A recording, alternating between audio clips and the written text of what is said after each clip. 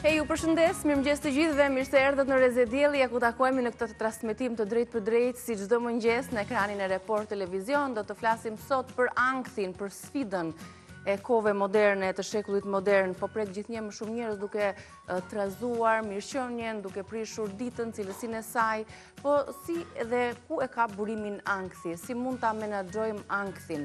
Do të kemi në studio të ftuar një psikologe e cila përveç se do të shpjegoj pasojat, burimet, shkaqet dhe si ta menaxhojmë ankthin vetë me anë të familjes tonë dhe duke u konsultuar gjithmonë me një specialist, do të mirëpresim në studio edhe telefonatat dhe shqetësimet tuaja dhe do të mundohemi t'ju japim një përgjigje secilit prej jush. Kështu që bëuni gati në orën 10 jemi me psikologen për të folur për këtë tematik. Më pas do të ndalemi tek një vajzë e cila vjen nga Kanadaja, jeton prej vitesh aty, është një shkodrane, ajo njihet si ëngjëlli mbrojtës i kafshëve, sepse prej vitesh ka krijuar një stre për shpëtimin, për mbrojtjen, vaksinimin e kafshëve, strehimin e tyre.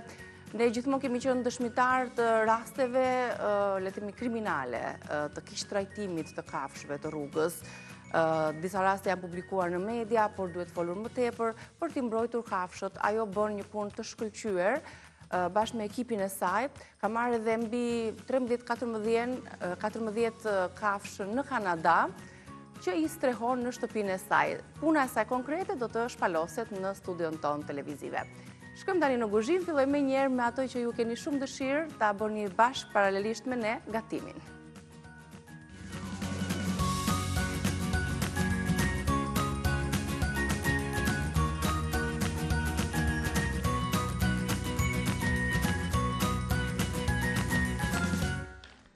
Bëhemi gati tani me Albanën për të nisur një herë me punën e kuzhinës. Mirëmëngjes, mirë se të gjeta. Le ta prezantojmë çfarë gatuajmë sot, si e kemi sot aromën e kuzhinës. Sot aromën e kemi, mjafton që të kemi një furrë të parangrohur, sepse kjo është dhe motoja, furra e parangrohur që them unë, dhe kemi pitalka, faktikisht pitalka me suxhuk. Por, unë kam gjithmonë dhe një por që them nga mbrapa dhe shoqëroj. Pitalkat? Pitalkat janë ato pitet ose ato simitet më saktë. Është një gatim i veriut, sidomos i Kosovës, i Dukagjinit, e shkurt racional të Dukagjinit, sipër. Por, fillova dhe me gjeografi tani. Tani më kujtua vetja, kur dikush në kohën, është përpara edhe pas, para demokracisë, edhe dilte edhe thoshte racional të Dukagjinit dhe vazhdonte dorën lart. Dhe dinta ma e njihte shumë mirë, ai moderatori e njihte shumë mirë gjeografinë. Kurse unë në gjeografi jam zero fare, por shqyr zotit, më kujtuar racionale Dukagjinit dhe thash, hajde tash të them një gjë. Të paktën kulinarin gjeografike di mirë, veriu, jugu, zonat që gatojnë. Që thash, por patjetër, unë e kam vendosur me suxhuk. Por kur hapa frigoriferin dhe pa shumë produkte, thash, ama në suxhuk mund ta vendos në grosh, mund ta vendos në lakër. Por, Frankfurteri të mosurit tonës, i shkon shumë më mirë se suxhuku.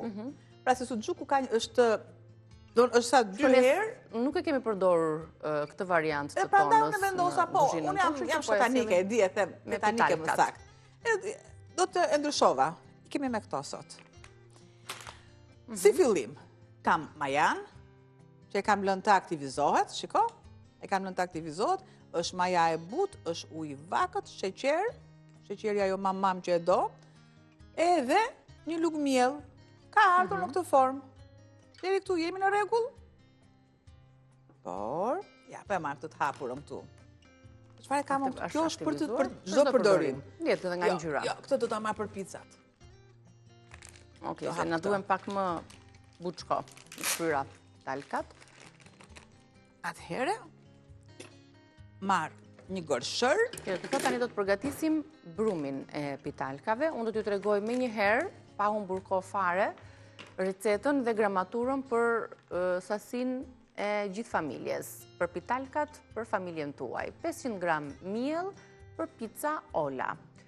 1 lugë çaj krip, 1 lugë gjelle sheqer, 1 lugë gjelle me maja të thatë, 300 ml ujë të vakët, 2 lugë gjelle vaj ulliri, dhe pastaj për ta shoqëruar fara susami, fara të zeza, susam të zi ose të bardhë, pra, sepse i shkon shumë mirë kësaj recete. Tregojmë tani përgatitjen e brumit, kemi shtuar mielin. Jam një përzierje dhe masën e kripës. Nuk shtojmë bashkë sheqer krip kur e përgatisim. Shtoj sërisht ujë të vakët, masën. Ja, pra kjo më duhet. Masën e majas.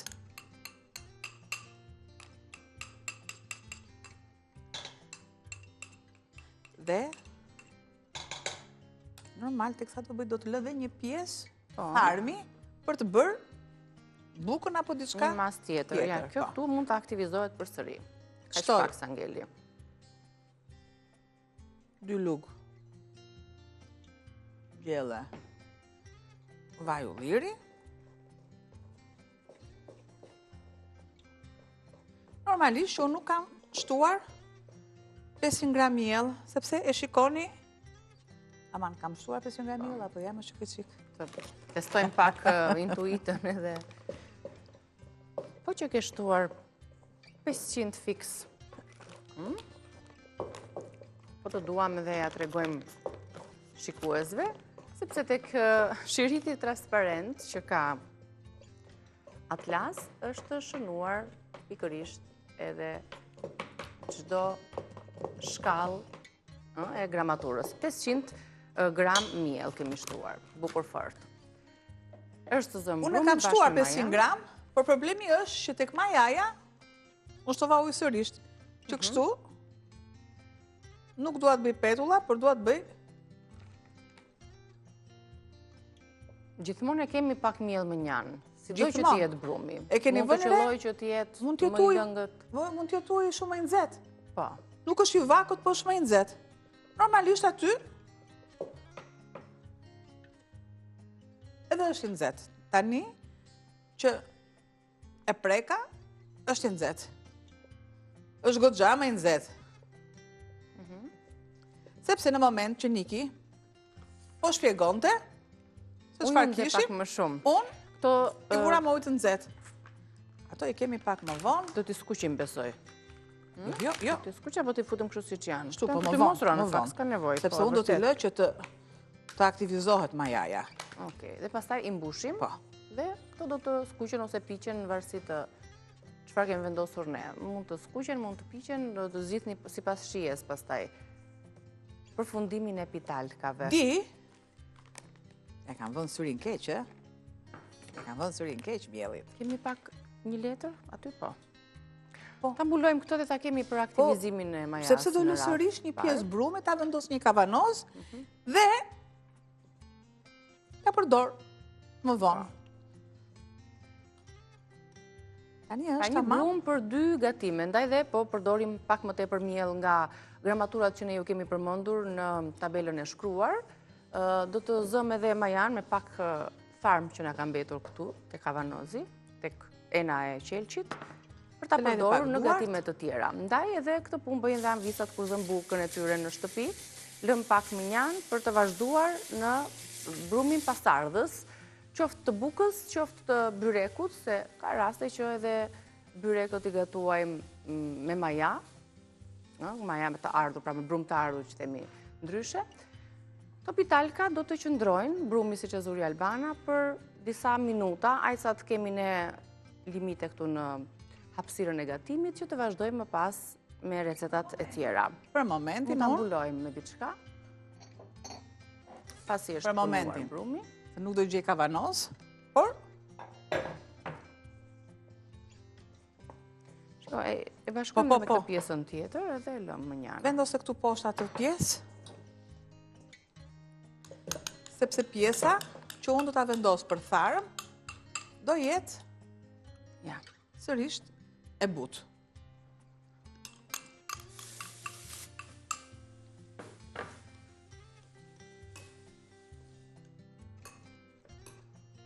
E lëmë mund të qëndrojë në frigorifer, kudo që keni mundësi, në dollap, ne përdorëm një enë të kuzhinës. Për që rasmat përgatiten për miqt, që në si ka, nuk është se s'kemi të tjera, e shfrytëzojmë për brumin. Tani, edhe pjesën tjetër do ta lëm të qëndroj, apo jo, do të pushoj pak. Po. Pasi t'jetë punuar mirë, që të marrë atë trajtën e duhur. Pra, e lëm pjesën me miell. Të ketë miell.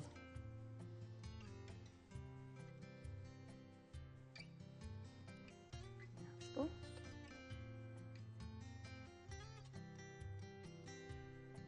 Shiko, Derisa të ose ato buku që ne shikojmë në për reklama që janë të ndara, e marrë dhe e vendos diku.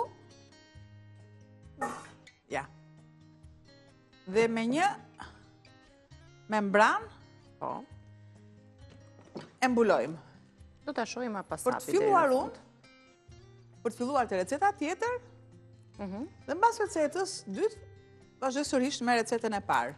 Të fshi pak tryezën nga mielli dhe bëhemi gati për një tavë kosi, ashtu si që dëshironi ju. Te tava e kosit, që unë mishin e qingjit e kam marë, e kam prerë në copa, e kam vendosur në tigan. Po, e ke zjerë. E kam kaurdisur, më pas kam shtuar lëngun. Tani, si që kam unë, do të marë letër alumini. Për ta vendosur Po, së të lajde duar të më pjekje, pas, apo jo? edhe do të qoj në pjekje, do të qoj me detyrë. E lëm deri këtu, pasi të kthehemi nga ky mesazh promocional, do të vazhdojmë tavën e kosit, gatimin e recetës së dytë. Gati tani për të vazhduar me tavën tonë të kosit, do të tregoj fillimisht produktet në recetën tonë të shkruar, se çfarë ju nevojitet për tavën e kosit me mish qingji, nëse ju frymëzon kjo recetë për ta përgatitur ditën e sotme. 1 kilogram mish qingji, 3 lugë gjelle me oriz, 2 lugë gjelle gjalp, 1 lugë gjelle miell, 1 litër kos, 3 kokra vezë, krip dhe piper. Kjo është receta e shkruar. Le të merremi tani me produktet që kemi në tryez. Tregojmë hap pas hapi.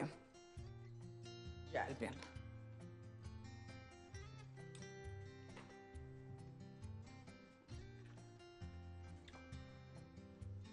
Shkri pak gjalpi, se me të do merremi. I duhet pak yndyrë që të qëndrojnë produktet edhe të buta dhe të ketë edhe shije në fund fare. E lë të treten bashkë.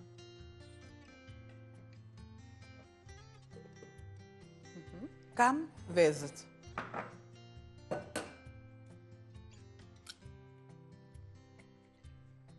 Tre vezë të plota, Po. me të verdhën dhe me të bardhën. Për këto përmasa që kemi ne, janë mjaftueshëm 3 vezë. Edhe 1, 3.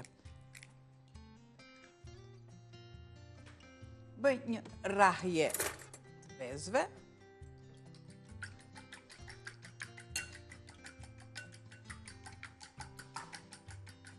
Ne i shpërbëjmë vezët fillimisht, hapim orizin gold, nga teuta. Ma jep edhe fikën. Fikën, gëshërën. E më mirë. Ka që mësua që unë t'jap gjithmonë fikë edhe. Sa ishte për orizin 3 lugë më duket, ë? Me sy do t'i shikoj. Aq. Deri këtu jemi. Paka shumë 3 lugë. Tani, te kam orizin këtu, direkt tek fura shkoj, direkt. Kjo ta shtosh aty tek mishi? Është se është e nxehtë, nxehtë është, po. Okej, tek lëngu, aty tek mishi që vendosëm për t'u pjekur në furrë, mishin e qingjit, pasi e kemi zjerë, e ka urdisëm pak, e zjem pak, e vendosim përsëri në furrë. Ja, në këtë gjendje, vendosëm aty edhe 3 lugë oriz. Një oriz të zakonshëm për pilaf, siç është goldi i teutës, që është për çdo shije pastaj, për pilafin, për supën gjithashtu e përdorim. Bëjmë edhe risotto, kemi edhe 3 receta mbrapa. Një nga produktet që përdoret në mas në shportën tonë të ushqimeve. Marë.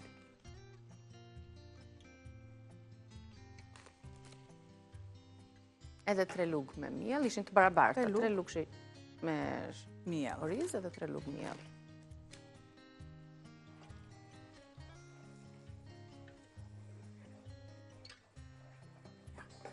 E punoj derisa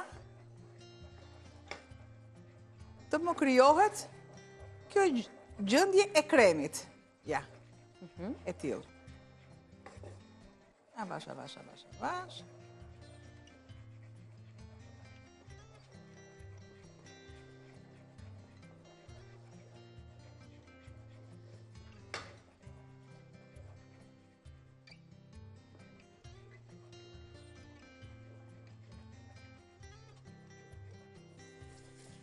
Shtojmë edhe pak nga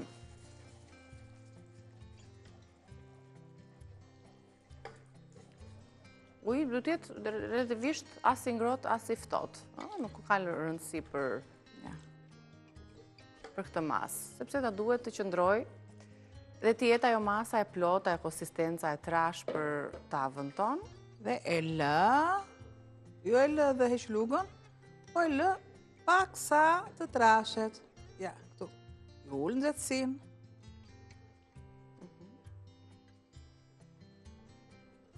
I shtoj masën e kripës.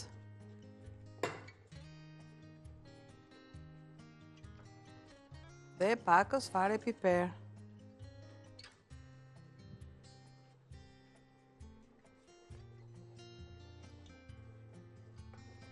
E largoj. Kaq më duhet për shembull, kur është në sasi e duhur të yndyrës edhe të miellit, bëhet ai kremi i një trajtshëm homogjen, i pa kokrizuar. Tani Niki më shto pak kosin të lutem. Po, siç na duhet kur bëjmë atë beshamelin. Marrim 1 litër kos, 1 litër janë paketimet, po.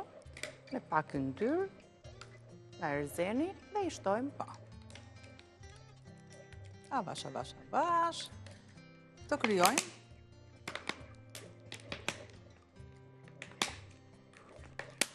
Pra, ne mund ta shtonim edhe në një enë. Jo, s'ka nevojë për enë, pse? Por për të qenë praktik, këtu direkt. Ne s'kemi pse ta bëjmë gatimin të vështirë. Janë disa libra kuzhine që kanë vështirësinë, për shembull, 5 yje, 3 yje. Se ai kosi që zëm në shtëpi. Po. Ja, mbaruam. Ja. E gjithë masa është shtuar. Me thënë drejtën këtu, ka ngelur dhe pak, qik ujë dhe në qik dhallë. Pak dhallë, i shtojmë pakës uthull dhe shoqëroj me pitalkat. Shumë mirë. Zinkë. Po e drejtë. Atëherë, u bë masa gati. Dhe të shtojmë edhe vezët në fund. Tek vezët. Hop, shtoj. Pakës vaj.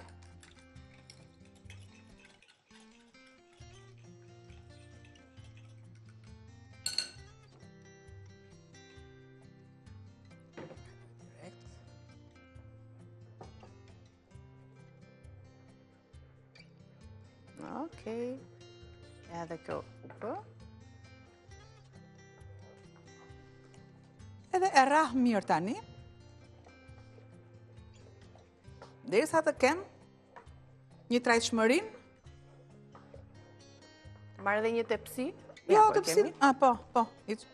Gati për... Jo tepsin tash unë, sepse shumë mirë, si shka... Jo, më shë madhe ajo, po. Shë madhe kjo? Shë madhe, Marrë ma të rumbullaken. Ase madhe, moja se vogël. Ose inoksin që kemi, këtë duash ti. Ja.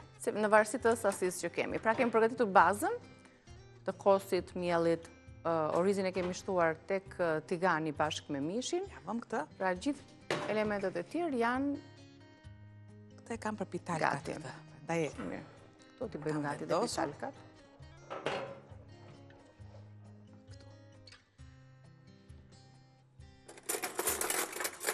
është bërë gati mishi. A kemi zbutur aty tek lëngu i mishit edhe sasin e orizit. 3 lugë gjellë oriz.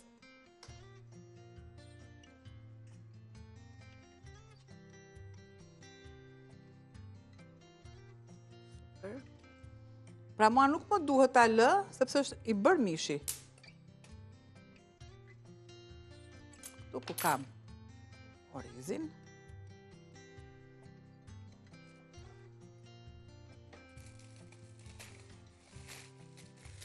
Heq letrën, e kap me një...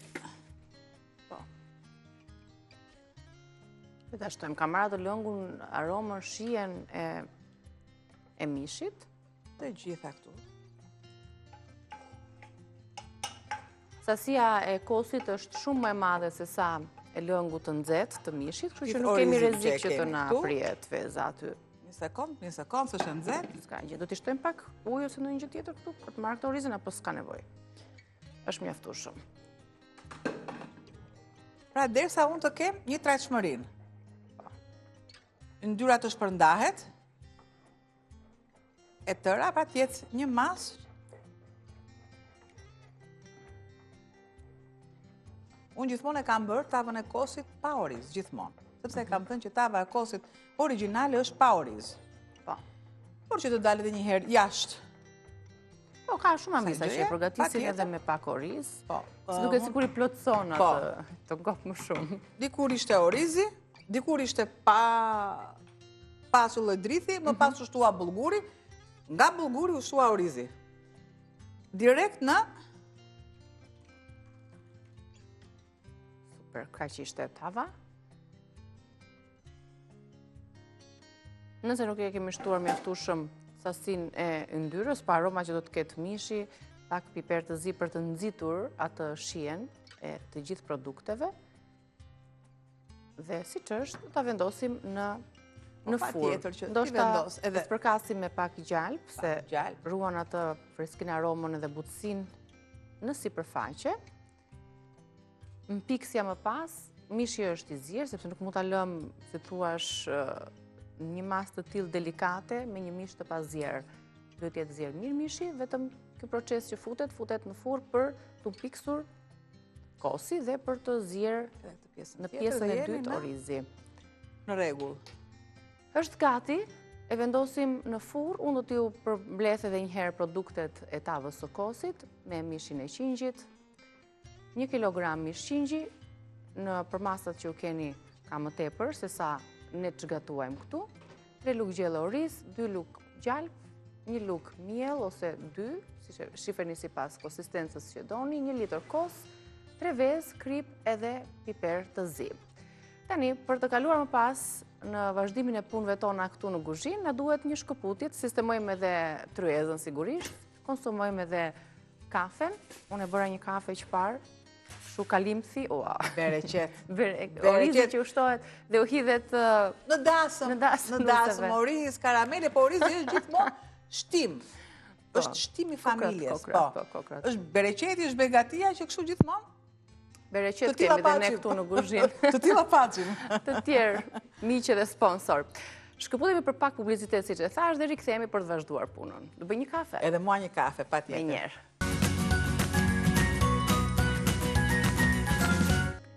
Mirë se u rikthyet, vazhdojmë punën në kuzhinën tonë. Tani do të kalojmë tek Pitalka. Tregojmë dhe njerë produktet që ne përdorëm, sepse tashmë kemi gati brumin për t'i ndërtuar ato dhe për t'i pjekur.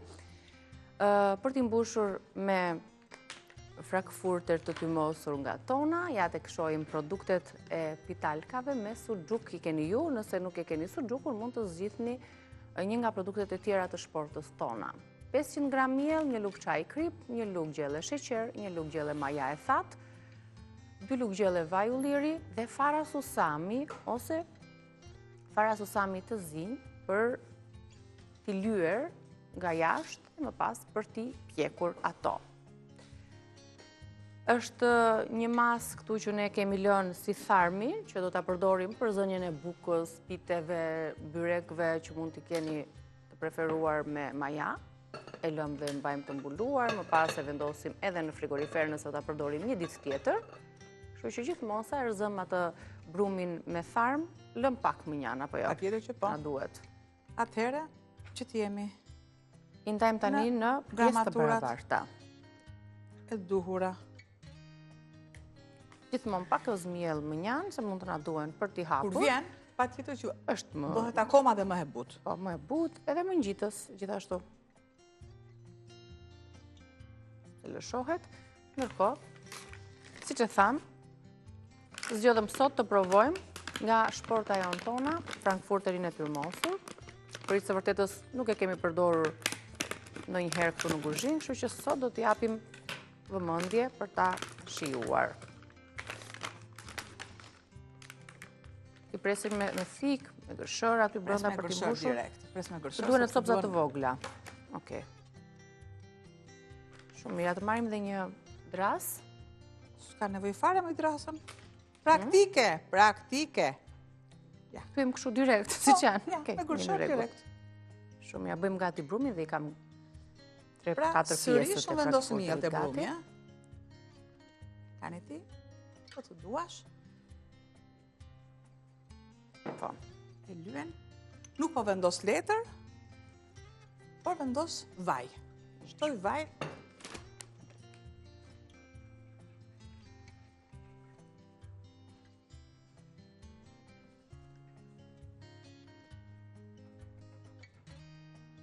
Se mund të na duhet kjo furça. Sa do tilla kemi ne?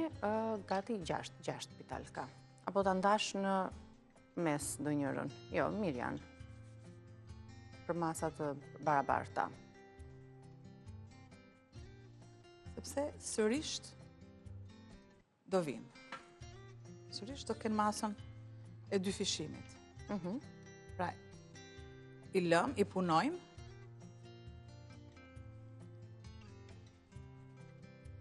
Brumi Një bëhet shumë mënyrë shumë të veçantë të elastik. punimit të brumit, se Është je pa i sikur rim lajm rroba. kur e Do hajros. bën tërheqjen edhe bën mbledhjen.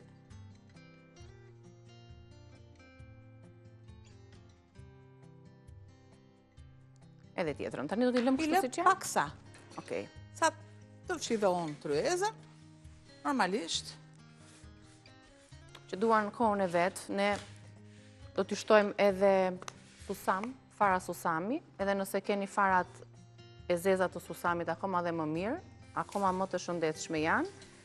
Do t'ju tregojmë që fakte interesante rreth këtyre farave që përdorim, dhe që duhet i përdorni dhe ju dhe në gatime të ndryshme dhe t'i konsumoni kështu siç janë farat e susamit, me luk. Unë paktën kështu i konsumoj siç janë, sepse e di që janë një burim natyral i kalciumit, madje me gjithë lëvozhgën e tyre, se janë shumë fara të vjetra, mbi 3000 vjeçare që në Egjiptin e lash, madje në mitologjin babilonase përdoreshin dhe quheshin si qumështi i ushqimi i perëndive. Kanë më shumë kalcium se sa qumshti farat e susamit, për të treguar disa fakte interesante se përse duhet i përdorni, se duken si të pa vlerësuara, kështu janë mini thërmiza të vogla, por që ndikojnë shumë në funksionimin e trurit, kanë vitaminën B6, kanë triptofan, kanë acide yndyrore të shëndetshme, ndaj duhet jenë patjetër të vlerësohen patjetër prej jush për t'i përdorur në përditshmëri, për aftësitë njohëse, për funksionimin e mirë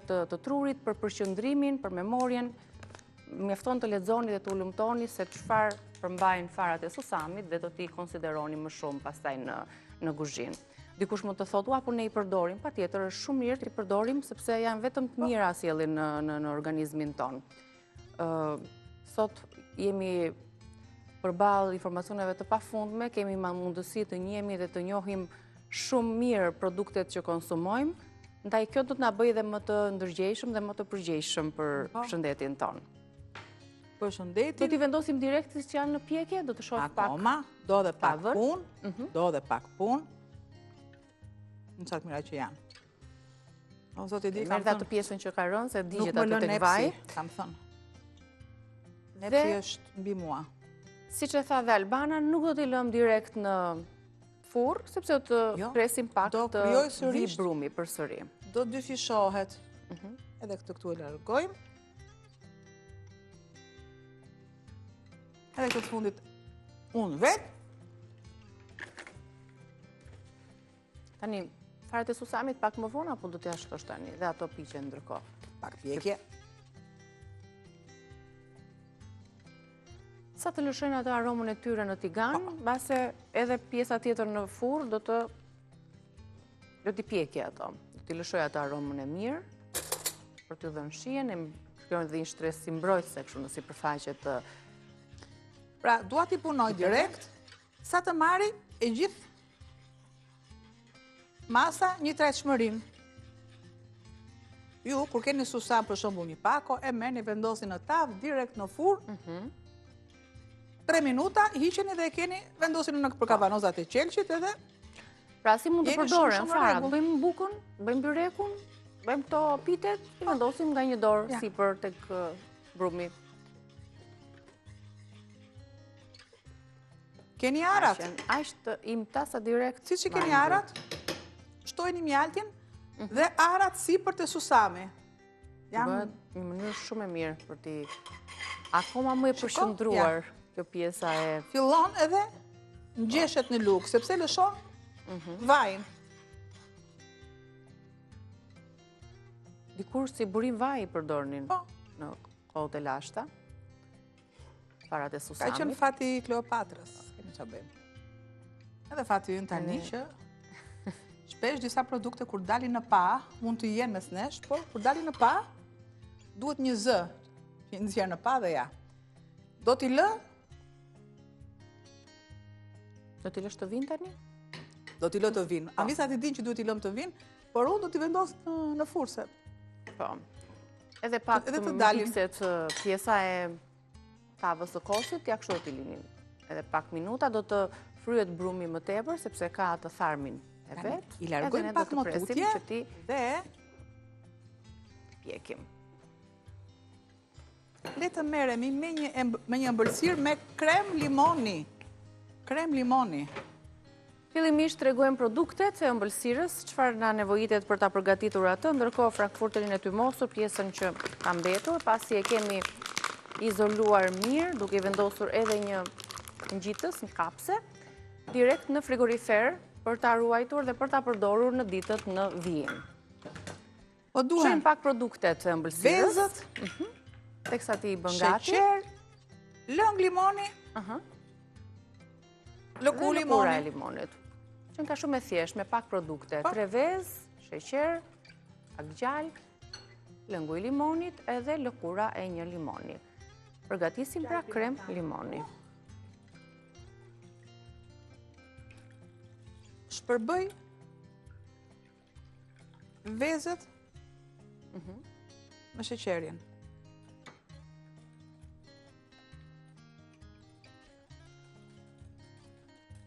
Ullë nxehtësin.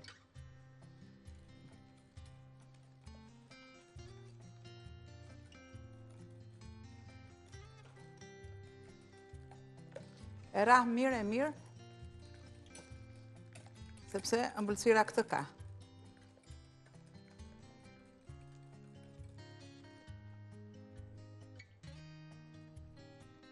Në një tenxhere vendos ujë të ngrohtë, që unë të kem mundësinë të krijoj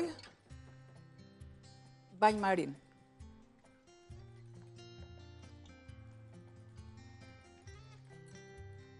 Që të thot këtë tasin do ta vendosësh Po, mbi sipër tenxherën me tenxherës. ujin, po, për avullin. Normalisht gjithmonë kemi të bëjmë me ëmbëlsirat, e në duhet jeni inox.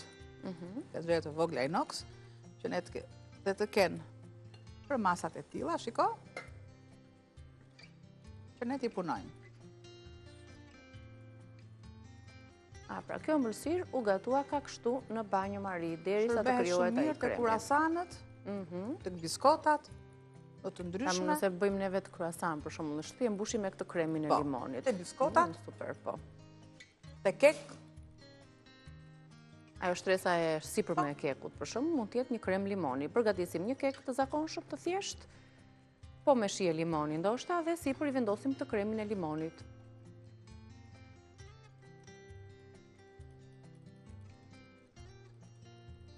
Duke e trazuar, kemi shtuar pra dhe sheqerin, do të tretet sheqeri, bëhet gjithashtu dhe bëhet një lidhje organike e du. vezëve, po. Shtoj.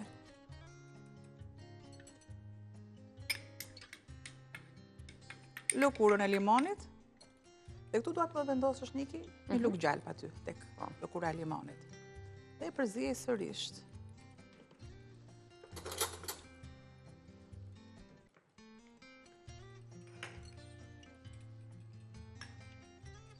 normalisht, kërkon. Avulli është e prinzet. Avull, ka avull. Kur themi gatime në avull, kanë temperaturën e duhur për të bërë pjekjen ose zgjerrjen. Dhe lëngun aty se e kemi lënë më njanë.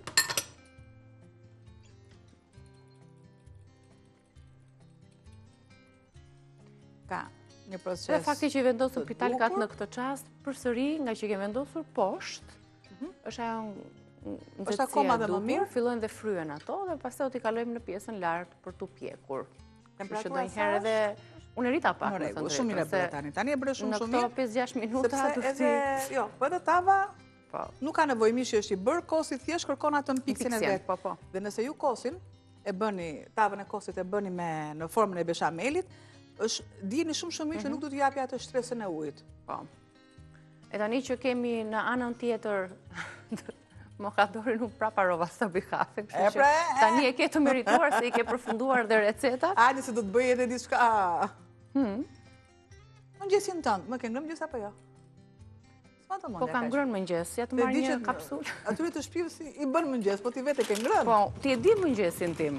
Mëngjesi im është kose fara. Atë ka menduar pra, atë ka menduar, sepse do marrë një tas, nuk e di, sa minuta kemi, Niki? Kemi diku te 5 minutë, ndërkohë, mua më provokon gjithmonë regjia me këto larmishmëritë e mëdha që sjell Mokador Albania, është një kafe që ka një shije fantastike. Në fakt nuk është vetëm një pije, po është një pasion, është një energji, është një kombinim mes traditës edhe mes shijes të pakrahasueshme të një kafeje e cila sekretin e ka tek këto kapsulat. Sot kam zgjedhur, ne paka shumë i kemi ezauruar të gjitha, po i marr me vete në fakt. Brigitte është kjo kafe 100% arabike, ka filluar na pëlqej shumë këto ditë edhe mes të ftuarve, ta solla siç e do ti, me lugën dhe me pak sheqer. Shto limonin. Dhe çdo kapsulë e tillë kam thënë dhe rrithem, sepse veçanta është pikërisht 7 gram kafe këtu brenda. Janë kapsula ekologjike që nuk kanë absolutisht përbërës kimikat të shtuar, janë të riciklueshme, sepse gjithë sistemi Mokador është një sistem i mbyllur në çdo paketim, në këtë larmishmërinë e madhe të paketimeve, siç tham, edhe i treguam pak më herët, ka nga një emër të ikonave të famshme, Brigitte, Sophie, Merlin, që kanë qef kjo bjondja jonë këtu, që kemi kaluar tani tek kapsulat diva. E mbi të gjitha na ofron dhe ekspresin më të mirë, si për përdorim në shtëpi, në shtëpinë e plazhit, po ashtu edhe në zyra, duke e porositur dhe duke ja u sjell me kushtin për të porositur gjithashtu dhe pakon me këta kapsulat diva. Faleminderit shumë Mokador. Miqtë tanë, të paktën dhe nga të ftuarit tanë, keni falënderim të madh, sepse përveç se vinë shtjellojnë tema të ndryshme, të larmishme, shijojnë kafen, recetat e Albanës edhe muhabet, gjithashtu. Llafe, muhabet, shije. Shtoj, parat e kijas. Shtoj. Para, lini. E zgjidha tani, nuk i përgatis më që... Fare me pse, ti kafe, unë mëngjesin, kështu është kjo punë. Kosin. Jepi një përzierje të mirë, Niki. Sa edhe unë të shtoj gjalpin. Në mëngjes që duhet jetë për gjithë familjen, mund të vendosni herët, derisa bëheni gati, mund të përgatisni që në mbrëmje, që t'ju lini pak kokrave dhe farave të lëshohen, të zbuten, të përthithen më mirë të nesërmen nga aparati tretës. Të dyja këto masat që janë, vendosën në frigorifer. Të dyja këto masat. Në pikset, sikurse edhe kremi limonit në pikset. I vendosim në gotë dhe i shoqërojmë të dyja bashkë. Si për vendosim kremin e limonit. Super. Pra, në gota, në tas. E përkthejmë në një recetë akoma dhe më të shishme dhe më të shëndetshme. Ble një, merr tjetër në dhurat. Gjë që nesër në mëngjes ju do t'i keni. Po. Do montoj pjatën në mëngjes, direkt. Okej. Ja. Edhe me qënë se tani jemi drejt përfundimit, Të e lëmë të tillë. tavën e kosit dhe do t'ju tregoj vetëm pak nga pitalkat. Se tava, ndoshta do t'i duhesh edhe pak, se e shoh që është më e ujshme, por gjithsesi do t'ja u tregoj pak, me qënë se Çdo mbyllim gatim ka emisionin. kohën e vet të gatimit. Sigurisht që i duhet Por pak unë di më një gjë dhe tepër them me shumë bindje. Në këtë mënyrë ju nuk do keni as pak fare ujë. E di shumë që ju të thoni Albana, po ke Ja vendosur. dhe pak pitalkat, se o t'i fut prapë, thjesht të tregova që brumi ka filluar të vi, mund t'i tregojmë kështu. Dhe sërish të do shkoj dhe një gjysmë vëllimi akoma dhe më lart. Akoma dhe mi do marrë dhe ato ngjyrën e kuqërem të, po e vendosim Dhe mos i më marrë pas kohë. ju me të verdhën e vezës mund t'i bëni ato akoma nëse duan ngjyrë më të bukur. Nëse i doni që t'jenë thjesht të shkëlqen, vetëm me të bardhën e vezës. Lam gjë pa thënë. Po dhe në lam gjë pa thënë, nesër kemi, po. Kemi ditë të Shijojmë tjera. kafen, ndërkohë, pak pushim. Për fleshin informativ, ju pres pas pak në studio, do të flasim për ankthën, do t'ju pres për të telefonuar dhe për të marrë përgjigje nga psikologja.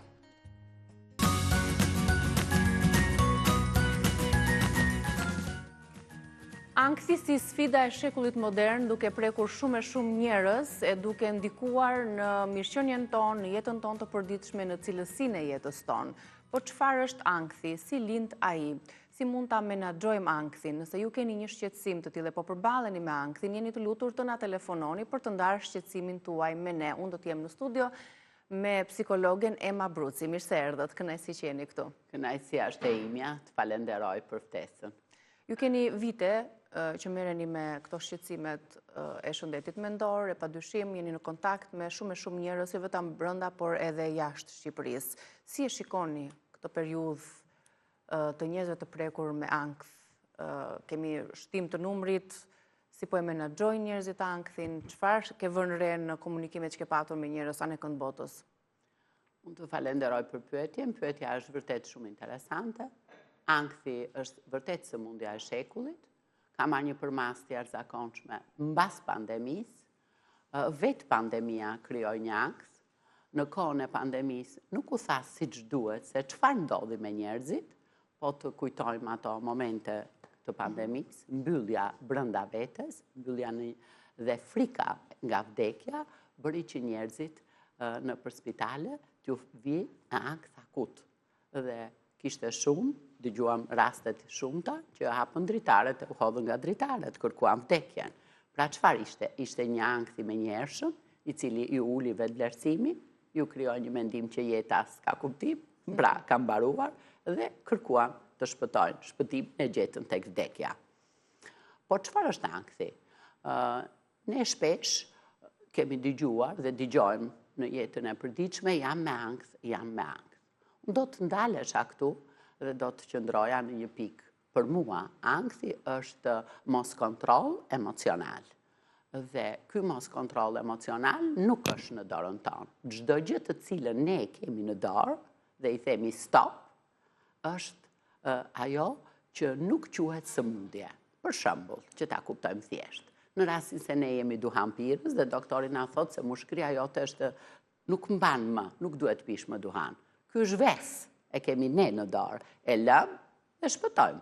Është e vështirë, po shpëtojmë. Ne në raport me ankthin nuk mund ta menaxhojmë të punojmë me veten që këto mendimet e këqija që na krijojnë ankth tim poshtim edhe të luftojmë mbi të? Pra nuk e kemi ne në dorë? E kemi në dorë, ama mendimeve negative ne nuk ju themi dot stop. Kur mendimet negative na futën kohë. Kemi nevojë për ndim Po, pastaj. sigurisht. Ne s'ju themi dot dhe në rastin se ne nuk i largojmë dot këto mendime negative, pra nuk është në dorën tonë, atëherë çdo gjë quhet sëmundje. Po. E shëndetit mendar. Unë ju kërkoj shumë dje sepse her pas here do t'ju ndërpres jo unë, por qytetarët të cilëve ju kam kërkuar sot të telefonojnë në çdo moment për të bërë pyetjen e tyre, kështu që do ta vazhdojmë bisedën por duke diskutuar dhe pritur telefonuesit. Në rregull, po, është shkëputur telefonata, sapo të vi në studio ma fusni direkt këtu në bisedë me Emën, po. Atëherë, Dhe ku ta dallojmë ankthin, do doja unë tani, nga stresi, nga shqetësimet të zakonshme të përditshmërisë tonë, kur ta kuptojmë që kemi ankth apo kemi stres? po, atëherë do ta filloni me stresin. Çfarë është stresi? Stresi është vetjeta është një luftë. Në këtë na shfaqet për problematika të ndryshme. Stres mund kemi në edukimin e fëmijëve, mund kemi në humbje të punës, një vdekje në familje, një mosmarrveshje me bashkëshortin, pra arsye nga më të ndryshme, na çojnë në stres. Në rastin se ky stres vazhdon dhe kthehet në një stres kronik, pra vazhdon 5 muaj, 6 muaj, 7 muaj, atëherë çfarë ndodh? Ne kalojmë në një fazë tjetër që mos kontroll emocional. Ne fillojmë qajmë dhe nuk i kontrollojmë dot emocionet tona. Fillojmë bërtasim, thërresim dhe në një moment... Që themi në gjuhën e përditshme na janë dobësuar nervat, na janë dobësuar. Dhe në moment kur qetësohemi, themi, wow, po pse bëm një rumuj kaq të madh, se s'kishte gjë për të ndodhur. Ose kemi një rast tjetër, për shembull, kur fillojmë qajmë kot për një fjalë shumë të vogël që na tha dikush. Jemi shumë emocional, themi. Ta presim telefonatën? Patjetër. Përshëndetje, mirë se erdhët. Mirëmëngjes, doktoresha, mirëmëngjes, Miki. Mirëmëngjesi. Jam Nexi. Përshëndetje, dashur, mirë se erdhe nga kuzhina këtu në bisedë. Po. Cila është pyetja juaj, për çfarë ke telefonuar në këtë bisedë? Unë kalova, që kur hoqa gjopsin, kalova njash, po e kalova vetë. Kurse tani që bëra operacionin, kalova shumë keq. Çfarë ndjeje? Po është një gjë që mirë kush e ka në trup. Nuk komandohet, nuk e ti si ta spjegoj atë siklet që ka trupin. Të vjen që nga stomaku, mund në kokë, të ndizet koka zjarë. Zjarë. Vajta, unë pastaj më dha një doktor nervolog një kokër, edhe jam për bukuri. Pra, po na tregon patjetër gjendjen që ke kaluar, ke një pyetje për psikologën ton, pra ose ke një mesazh për të gjitha gratë që janë duke kaluar në të njëjtin moment, është shkëputur më thonë telefonata. Gjithsesi zonja Nexhi ka telefonuar për të treguar, për të solidarizuar me gratë të cilat ndoshta po kalojnë një fazë të tillë në jetën e tyre, po përjetojnë ankthin ose nga një shqetësim i tillë. Atëherë duam të ndalemi te ankthi. Çfarë është ankthi? Ankthi është mos kontroll emocional. Nuk mos furnizimi i trurit me oksigjen. Ushqimi i trurit është oksigjeni. Nëpërmjet zemrës, zemra jon punon në amulli, nuk është e smur, ka për detyrë të çojë nëpërmjet gjakut oksigjenin në tru. Nuk e bën këtë. Në këtë moment fillojnë të shfaqen mendime negative. Mendimet negative nuk janë reale, janë të ndryshme. Për shembull, do të vdes, është një nga më të shpeshtit. Me ato skenarët, ato filmat në mendje. Po më vden vdekja, do më vdesi njerëzit e familjes, do më ndodhi diçka në shtëpi, do t'ju ndodhi diçka fëmijëve, të cilat nuk janë reale, por ama në mendjen tonë, këto nuk shkëputen. Çfarë ndodh? Këto mendime negative na ulin vetëvlerësimin dhe fillon shfaqet ndjenja e frikës. Kemi frikë të dalim, kemi frikë të shkojmë në psikologjia turmës, në një numër të madh njerëzish, të shkojmë në një qendër sociale, të shkojmë në një vdekje, të shkojmë në një ditëlindje, fillojmë mbyllemi gjithnjë më tepër, hap pas hapi, arrim deri aty sa të mos shkojmë dot as në punë. Dhe në shtëpi duam një njeri që të na shoqërojë, nuk qëndrojmë dot vetëm. Kam raste të shumta që kanë hequr dhe fëmijën në klasën e parë ose të dytë e kanë mbajtur në shtëpi sepse nuk rinë dot vetëm. Ose kam nëna të cilat nuk e çojnë dot fëmijën në shkollë. Pra, imagjinoni se ku ka arritur mbyllja. Numri i njerëzve me ankth është shumë i madh. Po me çfarë shoqërohet kjo? Shoqërohet me atak panik. Edhe atak panik. Do të ndalemi tek atak paniku, si e përjeton një individ atakun e panikut. Presim shqetësimin e radhës, përshëndetje.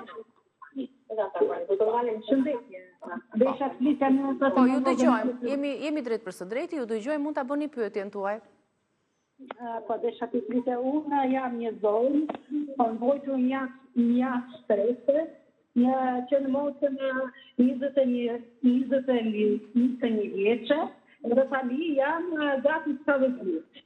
Edhe kam eku një magë me strese, nuk kam të si shprehen, kam një pagjumësi të madhe në shutët që kam një vitë ndash gjuar, ndash gjumë nuk më letë të flegjumë, gjallë të dekor.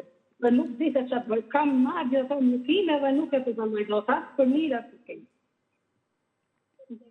Gjove. Edhe kështu që ka marrë të amitimet e në logu të në logu dhe më ka thonë që ke pat një magë me ankesa, me stresën trupin tonë, ka vau të them gjitha unë dua 2 ditë, po kështu që janë shumë engatuar në pagjumësi. Është një shprehje e ankthit dhe pagjumësia? Po. Atëre unë e falenderoj zonjën që mori në telefon. Ankthi është një sëmundje që fle dhe zgjohet, në rastin se nuk trajtohet, ajo zgjohet përsëri dhe godet më fort. Po cilat janë ato shenja që na jep në ankthi, unë do të vazhdoja këtu të ataku panik. Ataku panik Si kalojmë në atak paniku? Një ankthi pa trajtuar mund të na çojë në atak paniku, apo mund të jetë të përshtuar dhe mund të jemi që në fillimet e ankthit, godet ataku panik. Pra futemi në mendime negative, ato na çojnë në ndjenjën e frikës dhe na fillon ataku panik. Ataku panik mund të zgjasë maksimalja 3 minuta, por është tepër i frikshëm. Çfarë ndodh? Kemi një puls të lartë që na shkon mbi 120, 100-140. Është dëmshëm për zemrën, pas here nëse përsëritet ataku i panikut? Jo, nuk të jep, por ama frika është e madhe, thua se po vdes. Ose na jep lëvizje të tension, tensioni mund të na shkoj edhe 17 edhe 18 dhe shoqërohet me aritmi dhe takikardi. Çfarë është? Kemi edhe një puls të çrregullt. Pra, një puls, mund të kemi pushime në 2, në 15, në 20, zemra jonë nuk punon me ritmin e duhur. Në rastin se ne në këtë moment jemi në fazën e parë të ankthit, nuk e trajtojmë ankthit, atëherë kalojmë në një fazë tjetër që na godet 9 organe të shëndetit fizik. Duke filluar i pari është gjumi, pra zonja ka një pagjumësi, e cila na lodh. Një njeri cili nuk fle gjumë, ngrihet në mëngjes shumë i lodhur, sikur ka punuar gjatë gjithë natës me kazëm. Pra në një gjendje shumë të vështirë për të filluar punë. Po, tjetër, na godet kokën, marrje mënsh, hutesë, harres, shikim të turbullt, mpirje të pjesës së poshtme të gojës, të dhëmbëve, mpirje të fytyrës, kërcitje të dhëmbëve gjatë natës, dridhje edhe të gjuhës, një zhurmë në vesh, si kur na lëvis një gjinkall në kokë. Kemi një djersitje të pa kontrolluar, dridhje të duarve dhe të këmbëve, ftohje të ekstremeve dhe të duarve dhe të këmbëve, na ftohen duar dhe këmbët. Kemi dhimbje gjoksi, dhimbje mbrapa shpatullave, si dhe në të 2 pjesët e shpatullave. Kemi dhimbje kockash të nyjeve, të këmbëve, të duarve, të krahëve. Të gjitha këto janë simptomat të ankthit në shëndetin tonë fizik. Kemi problem me stomakun, ose me luksin, si që thonë Kosovë, çfarë ndodh? Kemi shfaqjen e gastritit. Është organi i parë i cili përballet që me njëherë sëmurat. Pra të gjitha këto organe në fillim nuk janë të smur. Pra, ne na duket si kur janë të smur, ama nuk kemi asnjë smundje në shëndetin tonë. I pari që smuret është stomaku. Se kur themi për shembull, dhe kur jemi të stresuar kemi dhimbje stomaku. Bravo. Çfarë lidhje bëhet? Pikërisht, na shfaqet gastriti, rritet aciditeti në stomak dhe po ta shikosh në një gastro, shikon si kur të ka gërvishtur një mace, via të kuqe. Dhe kemi goksima, si edhe fryrje të stomakut. Në rastin se herë shkon edhe me refluks, çdo të thotë. Pra e ham dhe e vjellim stomakun, a i kthen ushqimin mbrapsh. Për shkak të ezofakut, kapakut, është i ndjeshëm. Bravo, është i ndjeshëm. Bëhemi shumë të ndjeshëm, sepse stomaku është një nga organet më të rëndësishme në trupin tonë, që do të ham 3 herë në ditë, duam ose s'duam ne. Një tjetër problematik, është zora e trash, është organi më i madh në trupin e njeriut, i cili ka kontakt me botën e jashtme, shfaqet diarea ose kapslëku. Diarea na shkatron florën e zorës dhe na... A jeni dakord me studimet që shpeshherë ulëmtime të ndryshme kemi lexuar, hipotetike ose jo, që ankthi nis në zor? Burimin e ka në zor? Shiko, unë kam pasur raste të shumta, kam pasur një rast të një zotrie i cili jetonte në Selanik edhe pati problem me zorën e trash. Doktori në Greqi i thoshte që dëgjoj, duhet të kurosh ankthin, sepse po të trajtoj zorën e trash dhe nuk po të shërohet. Pra sa shëroj fillon të smurej, nuk e linte ankthi. Origjina e smundjes është pikërisht ankthi. Ai nuk e kuptonte, që çfarë po ndodhte. Le ta mirëpresim telefonatën për të mos i lënë kohë të presim. Përshëndetje. Përshëndetje, ju dëgjojmë. Tjetër telefonat, Kemi shumë telefonata e masot interesuar duket se sa të prekur jemi nga ankthi. Përshëndetje. Përshëndetje, ju dëgjojmë. Përshëndetje. Mirë se erdhët, ju dëgjojmë. Mirë, doja të flisja pak me doktoreshën. Po, pyetjet tuaja direkt sa po telefononi vin këtu në studio. Cila është pyetja juaj? Vajta rreth 25 vjeçar vojna një gjendje ankthi në dhimbje e fortë. Më vjen një dhimbje e fortë në gjokë. Po.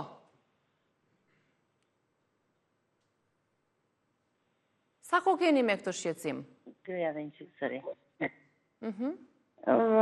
Këtë 5 vjeçarin e fundit kam vajtur të psikolog. Ju lutem, mbajni më afër telefonin, po i keni këtë dhimbje. Atëherë le të japim një përgjigje për të gjitha simptoma, sepse dëgjohet me shkëputje dhe nuk dua që të tjera telefonata të presin. Atëherë, çfarë ndodhi me zorën e trash? Për shkak të mungesës së informacionit, bilezi kur kontaktoi me mua, tha psikologa, unë mendova që na i bënin grekut me qëllim që s'deshte të jepte ilaçe. Arriti deri aty sa të hiqte edhe zorën e trash. Dhe nuk arrinte të konceptonte dhe nuk e kishte dëgjuar kur fjalën ankth. Dhe kur i thoshte doktori që je në ankth, nuk e kuptonte. Pra mungesa e informacionit na bën ne të rrëzohemi për mos u ngritur më.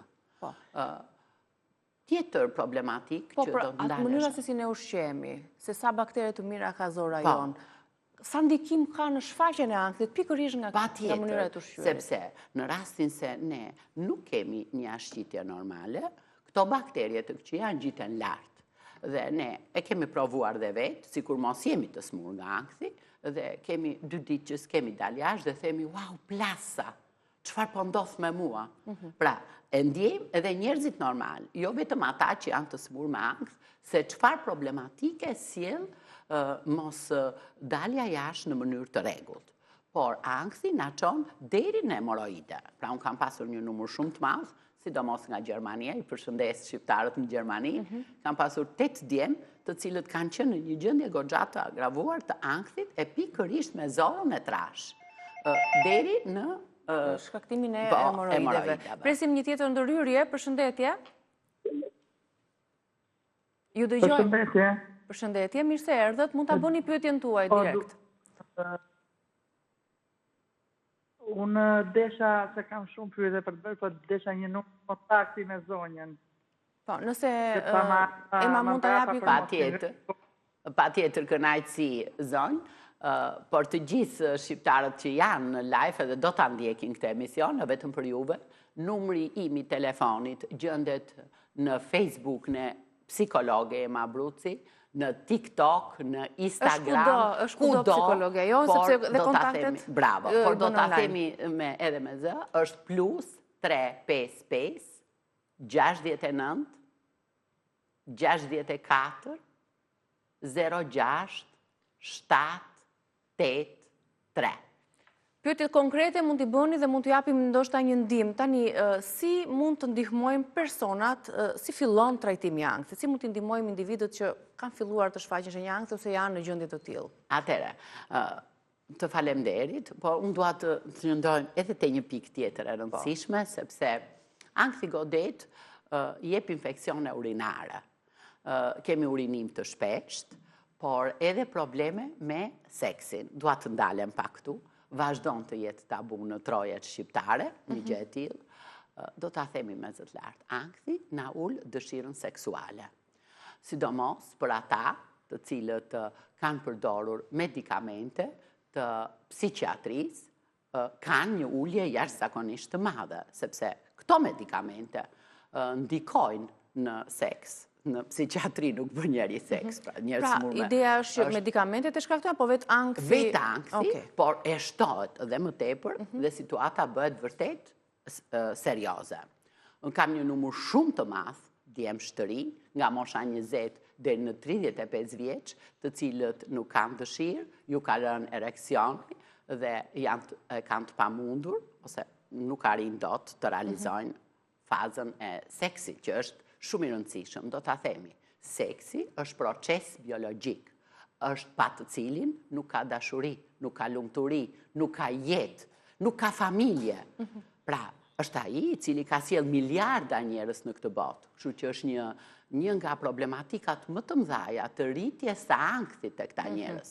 Pra, si mundet i themi në një djali që nuk do bësh më seks? Pra, imagjinoni se çfarë presioni psikologjik kanë të gjithë. Po dhe të vajzat.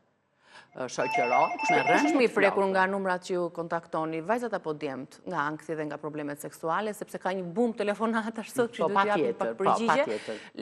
Le ta mirpresim, mund ta bëni pyetjen tuaj, kush është në linjë? Alo. Përshëndetje. Përshëndetje. Mirë se erdhët, mund të bëni pyetjen tuaj. Po, jam në dhënje koke. Po?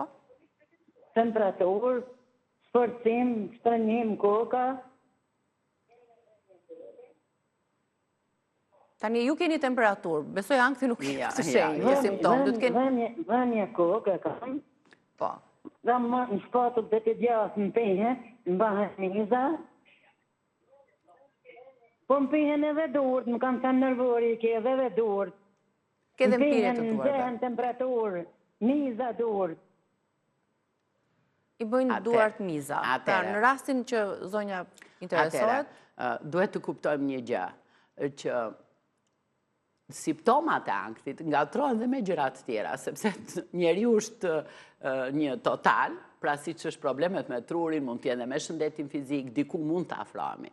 Por që ta dalloni dhe të jeni të sigurt që jeni në ankthi janë mendime negative. Pra, mendime negative që na çojnë në ndjenjen e frikës. Këtë nuk e ka asnjë lloj sëmundje tjetër. E ka vetëm ankthi. E vërtet.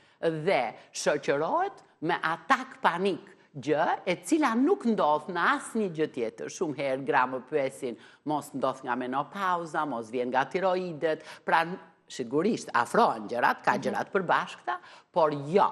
Këtë e ka vetëm ankthi.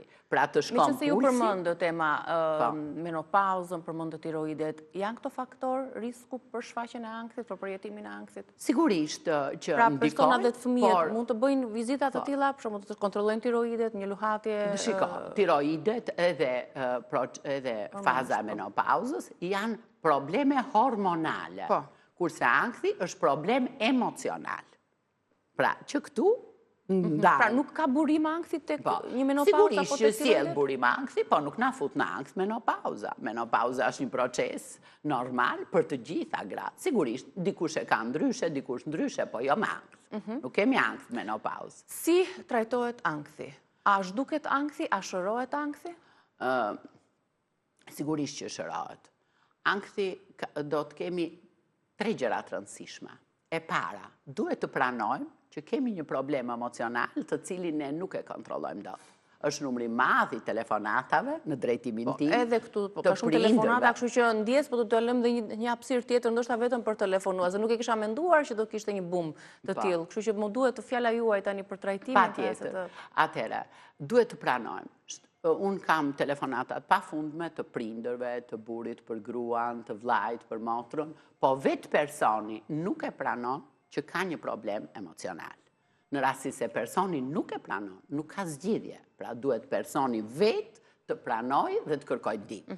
Kjo është e para, më e rëndësishmja. Për të gjithë ata që e kanë pranuar, ju jap një duartrokitje të madhe. Bravo, bravo, bravo, sepse po se pranove nuk mund të shërosh. Nuk mund të shërosh, e drejtë. E dyta, truri jon ka nevojë për ushqim. Dhe duhet të ushqehet.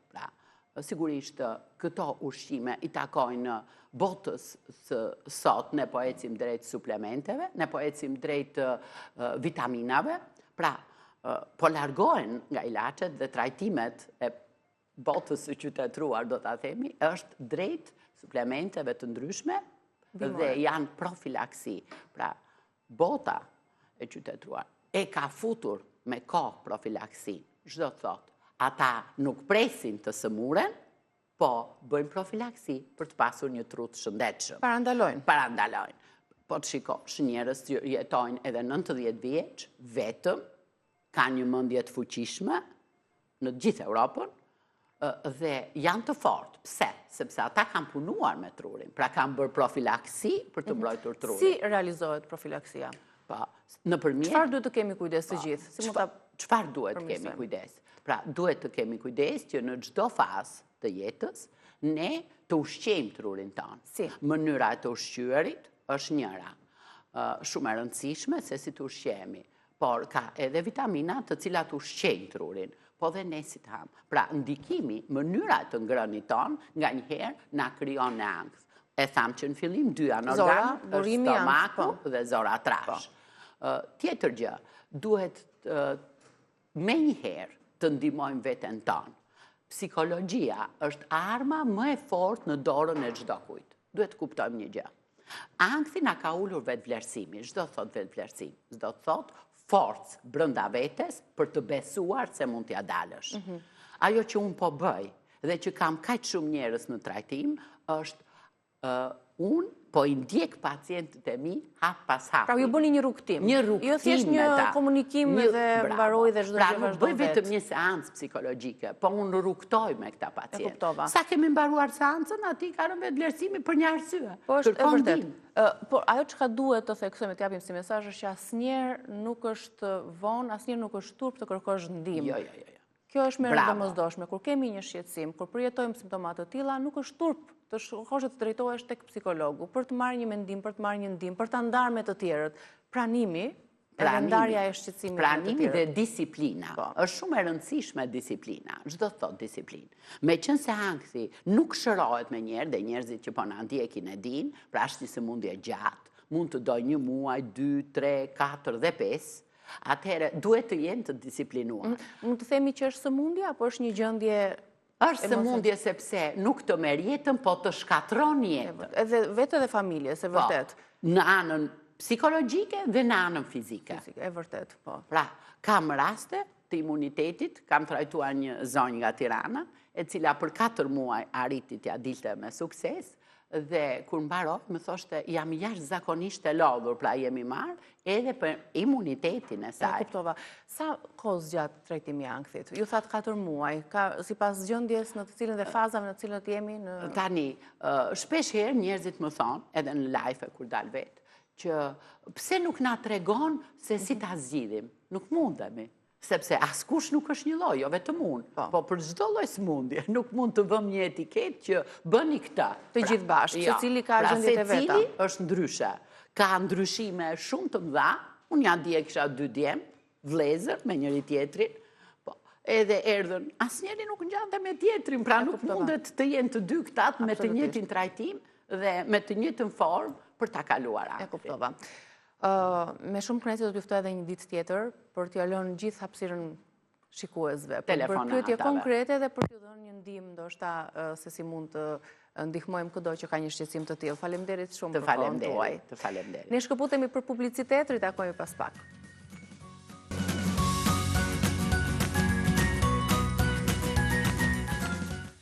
Në studi me mua është një ftuar e veçantë, vjen nga Kanadaja, quhet Oli Pero dhe do të ndaj me ne një eksperiencë shumë të bukur. Është cilësuar, madje kudo që lexova, si ëngjël mbrojtës i kafet. Pëlqen ky term se bën një punë shumë të mirë si aktiviste e palodhur në mbrojtjen e kafshëve të braktisura, madje ka krijuar organizatën Animals Need Me, ku strehon qindra kafshë të braktisura, që janë mace, kujdeset për to. Ka një staf që në punë vullnetare bën një punë të jashtëzakonshme për t'i mbrojtur, aq më tepër në një shoqëri që ne jemi pak të dhunshëm edhe nuk sillemi siç duhet me kafshët e rrugës. Mirë se erdhe. Faleminderit Niki, për mua është kënaqësi të jem në emisionin tonë sot. Organizata Animals Need Me është krijuar në vitin 2012, si në fakt një përpjekje për ta adresuar problemin e kafshëve ndacake, me të cilat ne hasemi çdo ditë të vitit, në çdo moment, sepse i kemi prezente në rrugët e qytetit, në përlagjet tona, kudo ku shkojmë në ambientin e punës e tjerë. Dashuria ime për kafshët ka qenë e përhershme, por me rritjen kupton që ke mundësi me bë diçka më tepër, edhe për këtë arsye kam vendosur me ju dediku, dhe dedikimi ka ardhur duke u rrit me ndërgjegjësimin që ka prap mungesa, sepse po të mos kishim mungesa, nuk do justifikohej shumë edhe angazhimi im, ose angazhimi i shumë kafshëdorësve të tjerë në Shqipëri që operojnë në qytete të ndryshme. Ndërkohë jeton në Kanada, apo jo? Ke marrë edhe në Kanada, ke marrë kafsh me vete. Sa të tilla ke në shtëpinë tënde në Kanada? Aktualisht kam 9 kafsh, shumica vinë nga Shkodra, nga Shqipëria, nga streha jone Animals Need Me. Në Kanada, unë punoj për kryqin e kuq kanadez. I konsulente aty, Po, jam konsulente në menaxhimin e emergjencave. Pjesa e Animals Need Me është një angazhim komplet vullnetar i jemi dhe i shumë anëtarëve të tjerë të Animals Need Me, të cilët japin kohën, dedikojnë shumë energji për ta çuar përpara këtë kauzë, edhe pse në Shqipëri është shumë e vështirë, sepse nuk ka një interes të mirëfillt për kafshët, por situata po ndryshon, sepse 12 vite më përpara, kur unë nisa këtë, nuk ishte pothuajse asgjë, kishte vetëm disa nisma shumë të vogla individuale, dhe krejt pak interes, qoftë interes mediatik, qoftë që të hape biseda në rrethet shoqërore, dhe kjo gjë ka ndryshuar me kalimin e viteve. Dhe unë isha për shembull tani në Tiranë dhe pa shumë tasa me ujë. Nga Kanadaja vjen shpesh edhe për të punuar edhe për të parë dhe për të advokuar, për të lobuar në për institucione në fakt, pikërisht për këtë çështje, kaos që e ngre prej vitesh. Absolutisht, sepse përpjekja jonë si shoqat nuk mjafton, ose përpjekja jonë individuale nuk mjafton. Duhet që të gjithë aktorët të bëjnë detyrën e tyre, edhe t'i përqendrojnë energjit për ta zgjidhur këtë problem, sepse në fakt është një problem qytetar.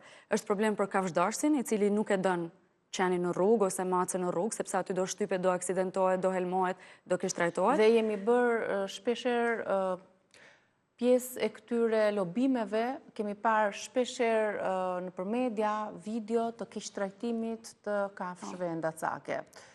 Dikush në ashensor që kemi parë një video të fundit, dikush në rrugë, pse i dhunojmë ne kafshët? Arsyet janë të ndryshme, ndoshta zonja që ishte këtu mund të kishte dhënë disa përgjigje më tepër shkencore për faktet, sepse mendoj që shoqëria shqiptare ka shumë mungesa sa i takon empatisë ndaj kafshëve, vjen pak e trashëguar edhe nga sistemi totalitar 50 vite në komunizëm, ku kafshët nuk u konsideroshin si ishin pronë, dhe ti duhet të kishe një pronë, ose duhet të shërbeshin vetëm për një qëllim, ose për trujt shpinë, ose për trujt baktit, por jo si, ose për të gjujt mit në rastin e maceve, por jo në sensin e afeksionit. Pra janë kafsh utilitare dhe jo kafsh shoqërimi, që në fakt janë kafsh shoqërimi, sepse ne i kemi zbut për të na qëndru afër, për të na lajmëruar kur kemi një rrezik etj. Dhe mendoj që ne e kena thy pak lidhjen natyrale që mund të kishim me kafshët. Dhe kjo gjë duhet eduku me kalimin e viteve, sepse është fakt që i kemi mes nesh. Nuk mund t'i zhdukim, nuk mund t'i largojmë sepse nuk na pëlqejnë ne. Do jenë aty. Kanë dhe përfitime shëndetësore mbi të gjitha. Patjetër, do t'jenë aty. Dhe mendoj që shoqëria shqiptare ka përparime për me bë. Unë mendoj që është në rrugën e duhur dhe po i bën. Thjesht do kërkojnë kohë, përpjekje, sanksione, sepse ne nuk kemi akoma sanksione të cilat në momentin që ti cënon integritetin e një kafshe, po thona vrasje në tjerë të penalizohesh, ose kemi braktisje të përditshme, prandaj edhe kemi edhe shumë kafsh në rrugë, dhe ndërkohë kemi sanksione për braktisjen. Pra të gjitha këto ndodhin ato që ndodhin pastaj në të gjitha këto po të adresoheshin në nivel institucional, do të kishim gjysmën e gjanave të rregulluara. Pastaj do të na takote ne si individ të bashim pjesën tonë, ose ne si shoqata. Sa të tilla janë në Shqipëri? Unë mendoj që edhe a jeni bërë bashkë për të kërkuar dhe trokitur dyerve të institucioneve, pikërisht për të advokuar, lobuar për sanksionet, për institucionet me sa diu nga gjitha bashkit, vetëm 2-3 janë që mund të që le themi merren me sterilizimin e tyre, pra një pjesë e konsiderueshme ose 90% e tyre as nuk e kanë në projekt për të sterilizuar kafshët e ndacake. Nuk kanë ndërmarrë hapa, është e vërtet. Në Shqipëri ekzistojnë disa iniciativa si e jona, disa janë shoqata të legalizuara, disa të tjera janë thjesht grupime vullnetare ose individ që veprojnë në kapacitet individual, me fuqitë e tyre, dhe mendoj që në total mund të jenë diku 20-25 në gjithë Shqipërinë, sigurisht nuk mjafton, dhe prandaj duhen edhe përpjekje më të koordinume, qoftë midis nesh, qoftë me institucionet. Dhe nuk duhen lënë asnjëherë në harres institucionet, sepse paguhen me paratë e taksapaguesve shqiptar për të ofruar shërbime të caktuara. Dhe ndërto, ligji e parashikon që për shembull, kompetencën për trajtimin e problematikës së kafshëve ndacake t'ia ketë kalu bashkive të vendit. Dhe është një VKM që quhet VKM-ja 475 e vitit 2021, e cila thotë që çdo bashki duhet të ketë projekte sterilizimi, vaksinimi, të hap streha etj. Edhe pse strehat në momentin aktual nuk janë të këshillueshme në Shqipëri, sepse kemi shumë kafshë ndacake dhe nuk i zën strehat, dhe të gjitha parat do shkojnë për të ushqyer këto kafshë për t'i trajtuar në streha në kushte jo të mira dhe në fakt qytetarët do vazhdojnë të braktisin.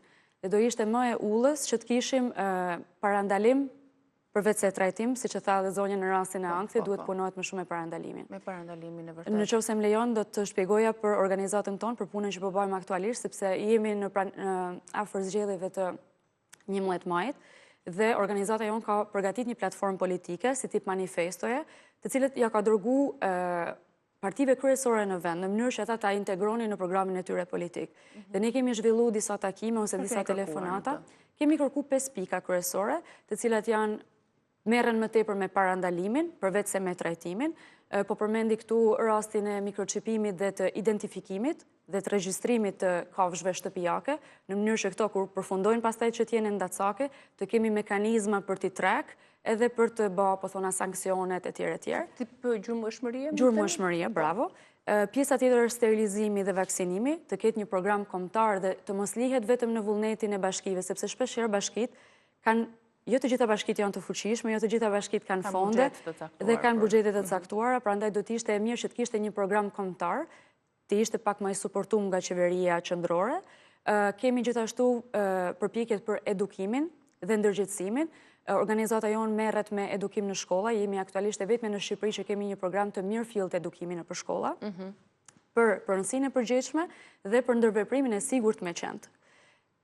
Pika e 4 ishte zbatimi i ligjit, kemi ligje të cilat nuk po zbatohen mjerisht, dhe e fundit ishte rritja e bashkëpunimit ndërinstitucional në lidhje me këtë problematik dhe me organizatat. Për shembull të krijojë një komitet ose një grup pune që do punonte për këtë fakt. Sa i kanë marrë parasysh mendon? Atëherë, ne kemi pas disa kontakte me partitë politike, sepse dëshirojmë që ta çojmë përpara me të gjitha partitë. Animals in Me nuk ka përkatësi partijake, sepse kjo është një problem qytetar dhe do të vazhdojë të jetë një problem qytetar.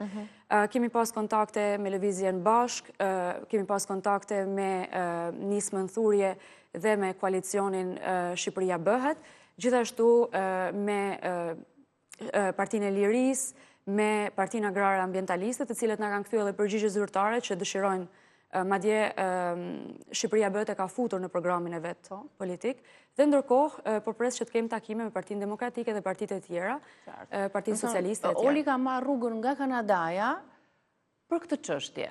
Po. Për t'i takuar partitë politike dhe për t'i ashtruar këtë çështje. Bravo. Po, tamam pyetja është pse jo, sepse më përpara ne kena bë provë të gjitha të tjerat. Pra ne jemi një organizatë që e ka bë ciklin e plot të kësaj pune. Kemi bë shpëtimin, kemi bë sterilizimin, kemi bë strehimin, adoptimin dhe gjitha dhe asgjë s'ka ndryshuar. Pak gjëra kanë ndryshuar. Ndaj duhet të bërtitet të thirret fort për këtë çështje. Duhet të marrin pjesë edhe aktorët e tjerë. Më shumë qen apo mace keni në strehën tuaj? Ne trajtojmë më shumë qen, sepse e para problematika e qenëve të rrugës është më e dukshme se sa ajo e maceve. E dyta, macet janë më të pranuar në shoqëri, adoptohen më kollaj se sa qent. Dhe kemi një streh më të përshtatshme për qenë se sa për mace. Për mace nuk e kemi akoma, i mbajmë në për familjet e vullnetarëve. Është e vërtet që gratë preken më shumë për këtë çështje se sa burrat? Është shumë e vërtet. Ditë them që në rang botror, 80% e punonjëseve ose vullnetarëve të kësaj kauze janë femra. Në rastin e Shqipërisë, 95% janë femra. Kush e këto videot e kish trajtimi të braktisjes ose rastet e shpëtimit, nëse mund ta tregosh në një histori, shumë histori suksesi mund të kesh, por që ndoshta edhe për t'i motivuar dhe frymëzuar ata që na ndjekin. Okej, organizata jonë përveç se nuk e ndjek thjesht si palë e tretë ngjarjet që ndodhin me abuzimet e kafshëve, ne kemi me të vërtetë një studio ligjore e cila na ndihmon bashkë me 3 avokat që na ndihmojnë për t'i trajtuar rastet e abuzimeve të kafshëve, ku çdo qytetar ose çdo grup kafshdashës ose shoqat në Shqipëri, nëse është dëshmitare ose ka hasur një rast abuzimi, mund të drejtohet te organizata jonë dhe ne konkretisht personalisht unë merrem me intervistimin e tyne për të kuptuar më tepër se çka ka ndodhur, mbledhi të gjitha rrethanat e fakteve, mbledhi provat dhe i bëj gati për avokaten tonë. Më pas është avokati e cila merret përsëri me disa çështje të tjera, plotson kuadrin ligjor dhe i drejtohet pastaj prokurorive të vendit dhe kemi 34 raste që i kemi trajtuar në prokurorit, në të gjitha prokuroritë e Shqipërisë.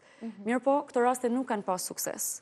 Ditë them që i vetmi sukses që kemi pas është që personat të thirreshin ose keqbërësi i dyshuar ose i prezumuar të thirrej në prokurori dhe t'i bëheshin pyetje. Pavarësisht se nuk e ka pranuar asnjëherë që e ka bërë faktin, ne kemi bërë këtë çështje. Ka disa problematika që lidhen me këtë gjë, sepse këto raste nuk kanë pas sukses. E para, kuadri ligjor aktual për kodin penal ka shumë vrima, prandaj është shumë e kollajt mu kapte vrima dhe me thanë që nuk po e kryej këtë gjë sepse nuk është plotsu kjo.